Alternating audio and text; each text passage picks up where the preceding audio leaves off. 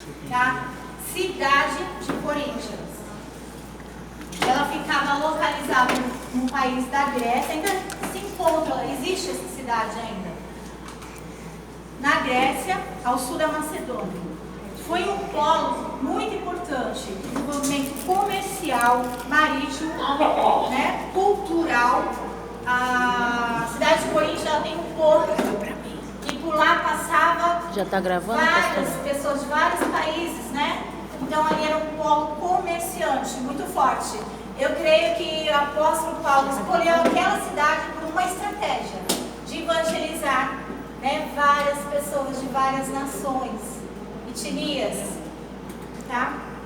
E ali naquela cidade havia muito cultos pagãos. Havia dois templos famosos de Afrodite, a deusa Afrodite, e do deus Apolo. Lá a deusa Afrodite, ela tinha um templo que ficava no alto da cidade. Lá existia mais de 1000 sacerdotisas que serviam, né, o povo ali, os homens, na parte sexual. Então eram as prostitutas da cidade. E Apolo, culto ao homossexualismo. Tá? Então era uma cidade pagã. E foi lá que Paulo instalou uma igreja, né? Procurou levar o evangelho para aquela cidade mesmo, uma cidade bem pecaminosa. Se a gente olhar hoje em dia, né, tudo de ruim naquela cidade. Mas eles são merecedores da palavra do Senhor, né? Eles eram merecedores, como nós fomos pecadores um dia e somos merecedores porque Deus, né, deu essa graça. Um dia a gente fosse evangelizado por alguém e hoje estar aqui neste lugar, tirado de uma maçal chato, né? De louco. Deus nos colocou num lugar para ser honrado. E nessa cidade também eles cultuavam na rua com um sino e um símbolo batendo, fazendo um barulho terrível, né? Que era um barulho de um sino bem forte, que atordoava os ouvidos. E eles passavam com esse barulho para chamar a divindade, os deuses que eles acreditavam, para ali perdoar, cultuar, né, o que eles acreditavam. E também eles tinham rituais de sacrifício, sacrificar seus próprios filhos, né? Seus próprios filhos. E este era o contexto onde a igreja de Corinto estava localizada, nessa civilização. Então, quando Paulo chegou lá, ele teve que enfrentar problemas. Assim, além de tudo, é conhecido muito Grécia pelos filósofos, os pensadores, pessoas muito inteligentes, de conhecimento. Então, eles iam para as praças públicas, assim, e falavam suas ideias, né? Tem até um texto em Atos 17 que vai falar que quando Paulo chega lá, ele chega na praça e ele vai falar assim: olha, tá vendo aquela plaquinha lá, o Deus desconhecido que tem lá? Então, aquele Deus é o Deus que eu vou apresentar para vocês hoje. Amém. E Paulo começa a falar de Deus que criou os céus, criou a terra, que formou o homem. Era o Deus que eles não conheciam. E eles falavam assim: ué, quem é esse cara que está falando? Que ideia nova que ele está trazendo? Era o Evangelho. Estava sendo pregado. Glória a Deus. Aleluia. E quando Paulo chega, a igreja de Corinto escreveu essa carta, porque a família, a Bíblia vai falar no capítulo 1 que a família de Clô escreveu para ele, né? E escreveu e falou: olha, nós estamos passando por isso, por isso e por isso. Capítulo 1 ele vai falar da modo de pensar diferente dentro da igreja. Ele diz: eu falo, eu sou de Paulo, eu sou de Apolo, né? E aí depois ele vai falar no capítulo 2 sobre a sabedoria humana. Capítulo 3 ele vai falar de uma palavra bem que eu gosto dela, que esses dias trouxe na igreja. Também do crente imaturo e do crente carnal, né? O crente que ainda não amadureceu na fé. E aí ele fala assim: olha, vocês já eram para ser mestres e agora vocês ainda precisam ser ensinados. Paulo chama a igreja no capítulo 3 para essa reflexão. Não era mais para eu estar falando com vocês deste modo. Capítulo 4, ele vai falar sobre julgamento. O apostolado de Paulo, ele foi ali, como é que fala? Eles não tinham alguns que não aceitavam o apóstolo Paulo como apóstolo. Porque a gente sabe que os apóstolos da época foram aqueles que andaram com Jesus. Mas Paulo, ele foi diretamente chamado por Jesus. Ele não conheceu Jesus, ele não andou com Jesus. O ensinamento dele foi direto de Deus para ele. O ministério que Deus deu para ele é lindo. Eu gosto muito da história de Paulo. Por isso que eu enfatizo aqui um pouquinho. Eu gosto quando ele fala assim, acho que é Romanos 14. Olha, eu era para ser o cara, eu era para ser o tal. Porque olha, eu sou judeu nascido e circuncidado no 8º dia. Eu domino a lei, eu sou irrepreensível quanto à lei, eu sigo tudo. Era para ser, né? Apóstolo Paulo. Mas de tudo isso, nada para mim importa. O que eu era, para mim nada mais importa, agora é Cristo que vive. Glória a Deus. Eu acho lindo quando Paulo faz isso. Glória a Deus.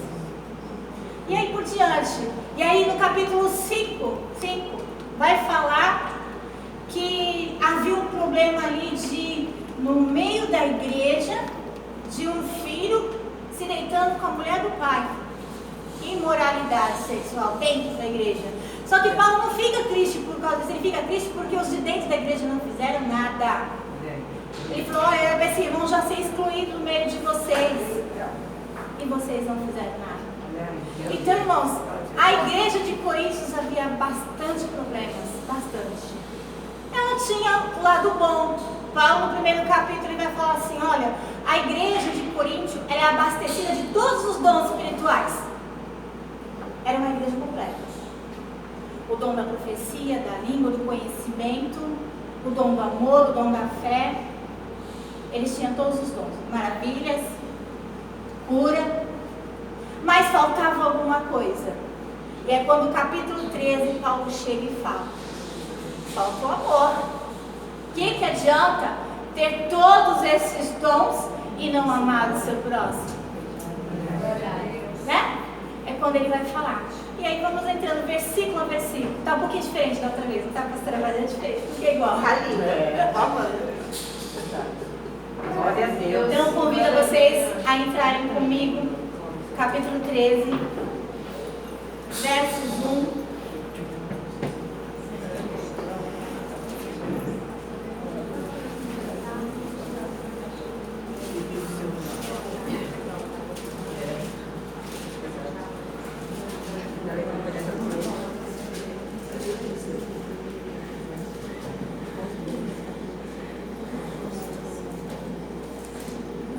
Paulo vai dizer assim, o título da minha Bíblia diz assim, a suprema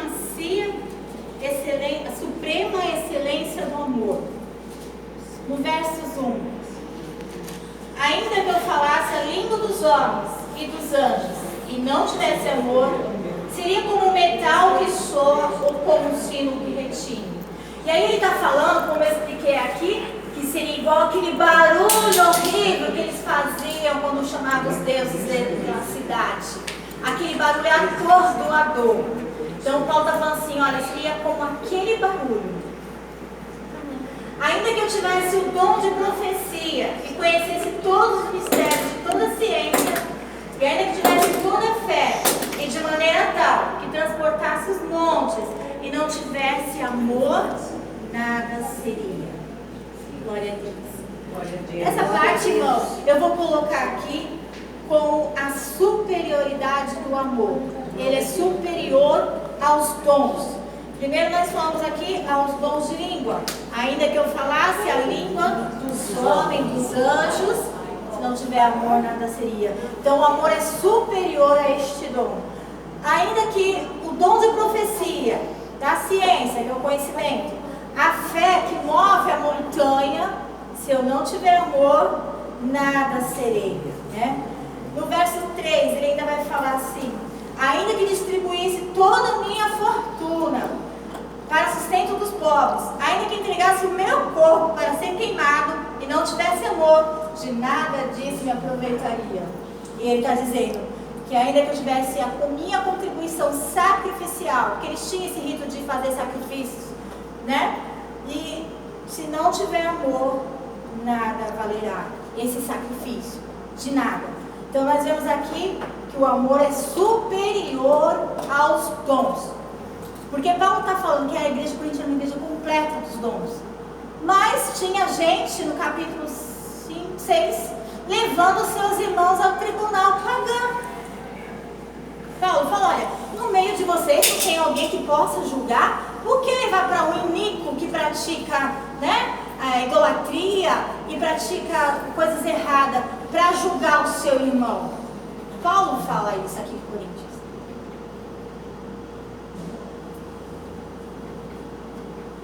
Glória a Deus. Glória a Deus, aleluia. Continuando. Glória a Deus. O amor, ele é superior aos dons por dois motivos, né? Por quê, irmãos? Ele é intrínseco, uma qualidade do amor. Eu vou falar mais pra frente, a bondade, a paciência. Glória a Deus. Né? E tem as virtudes do amor. Nós vamos falar um pouquinho dela. Por que também é superior? Por causa da sua perenidade. Ele dura para sempre. A palavra mais para frente aqui vai dizer que a fé, a esperança e o amor são três virtudes. Só que a fé e a esperança, quando a igreja for subir arrebatada, vai acabar. Mas o amor, ele vai continuar. Os dons é passageiro, é só enquanto a gente vive aqui nessa terra. Né? Mas o amor, ele continua. Por isso que o amor é superior a tudo, aos dons. E vamos ver aqui também sobre o versículo. Vamos continuar aqui. Os dons são apenas para este mundo, porque no versículo 8 vai dizer assim: o amor nunca falha, mas havendo profecia serão aniquiladas, havendo língua crescer, cessarão, havendo ciência desaparecerá. Mas o amor, em algumas traduções, a tradução está dizendo assim: nunca morre. Glória a Deus. Glória a Deus. Aleluia. Aleluia, Jesus.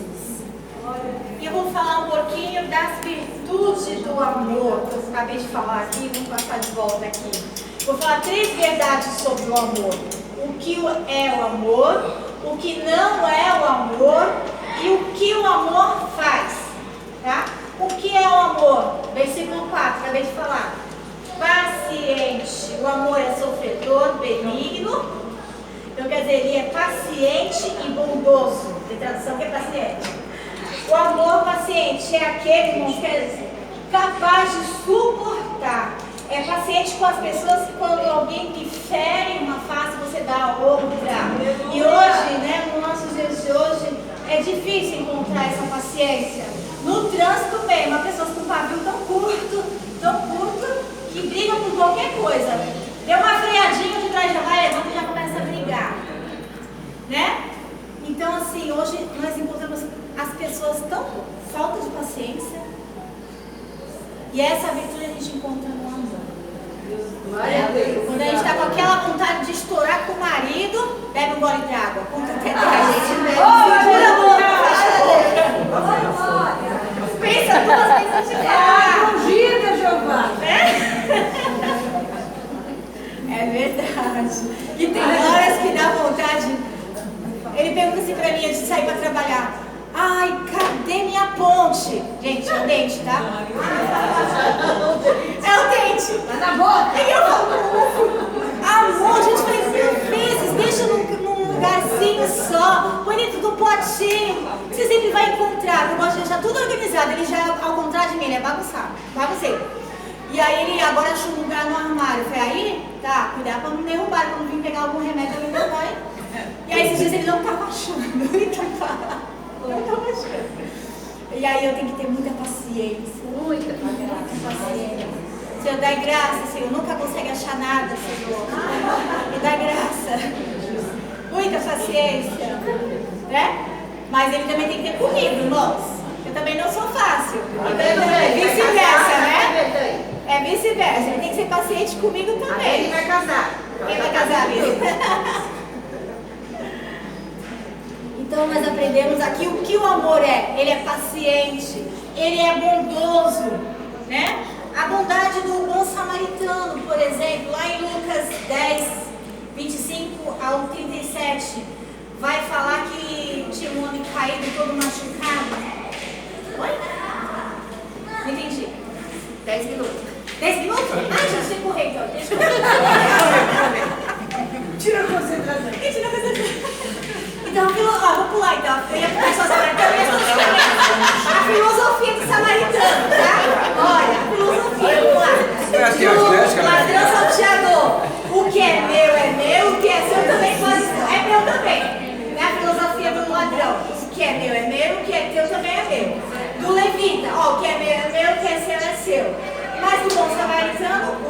seu é seu e o que é meu também pode ser seu. Aleluia!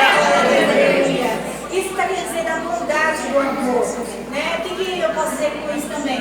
Que o amor, vou dizer mais lá pra frente, que o amor, ele não é o ego centralizado, irmãos, ele é o outro centralizado, é a outra pessoa, antes de tudo, antes de até você mesmo. É esse amor que Deus manda os maridos amar suas mulheres, não é, pastor? Glória a Deus. Dá vida pela sua mulher, pastor. Glória a Deus. Né? É o amor que Deus manda.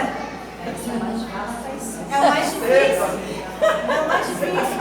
Por isso que ele falou, para o homem amar a sua mulher. Como cristão é igreja. É o mais difícil. Deus não manda a mulher não. Manda a mulher cuidar.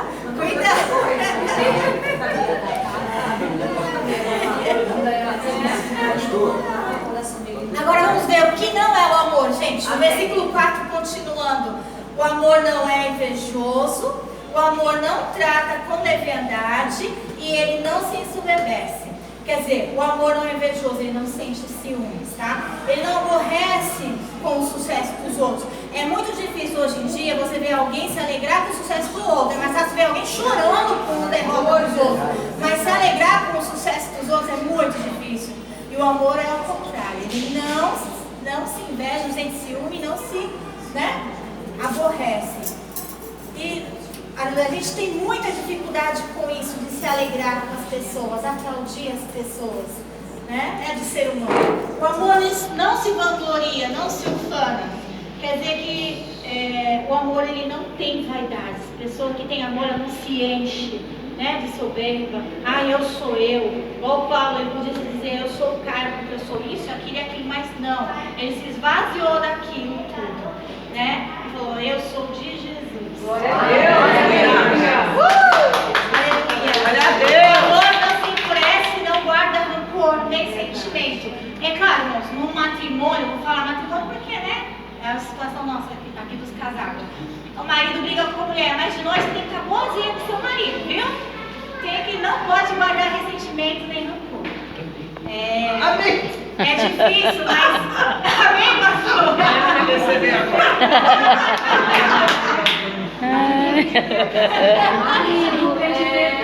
Mas você não pode guardar rancor. Não. Ó, a mulher é inteligente, mas olha, a mulher é inteligente. Então, perdoa. O amor. Eu tenho que falar também, porque exatamente. Mas a mulher que perdoa, irmãos, ela sabe que a palavra fala assim: se a gente não perdoar, Deus não perdoa também os nossos. Olha aí, é verdade. Então nós temos que perdoar incondicionalmente, se o erro mesmo não sendo nosso. A gente tem que ser humilde de perdoar. Né? Às vezes é briguinha à toa, irmã. Ah, porque você não fez meu café, então não vou falar contigo hoje. Não, mas tem pessoas que ficam. Já está se defendendo. Então vamos lá, o amor não guarda rancor.